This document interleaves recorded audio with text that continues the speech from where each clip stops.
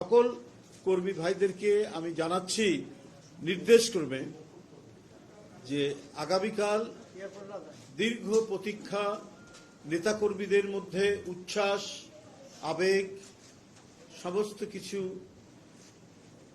মিশে আছে তাদের হৃদয়ের মধ্যে।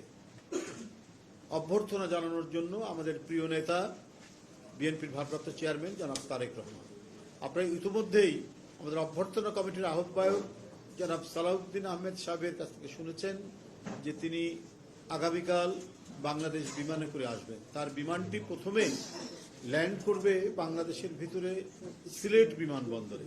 সিলেট বিমানবন্দরে সেখানে এটা ল্যান্ড করবে।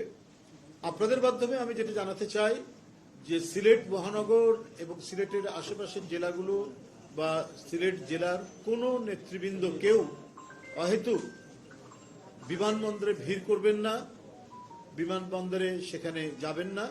উনি ওই বিমানেই ঢাকায় এসে পৌঁছাবেন এবং ঢাকায় উনাকে আমরা এখানে তার আয়োজনের যে প্রস্তুতি নিচ্ছি তাকে তিনি আসবেন, এসে তার মা দেশনেত্রী বেগম খালেদা জিয়া আমাদের গণতন্ত্রের প্রতীক, সংগ্রামের প্রতীক, এদেশের এক মহান জাতীয় নেতা, তিনি আজ জীবন সন্ধিক্ষণে, জীবন সংকটে এভারকেয়ার হাসপাতালে রয়েছেন।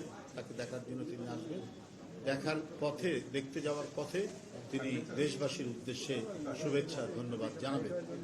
তো সেই ক্ষেত্রে আমার মূল বক্তব্য হচ্ছে যে সিলেটের কোনো নেতৃবৃন্দ কর্মীরা সিলেট বিমানবন্দরে সেখানে উপস্থিত হবেন না এবং অহেতুক সেখানে ভিড় করবেন। এটি আপনাদের মাধ্যমে আমি সিলেটবাসী এবং সিলেটের বিএনপির যত নেতৃবৃন্দ রয়েছেন মহানগর, জেলা এবং আশেপাশের জেলার সকলকে অবহিত করলাম। ধন্যবাদ।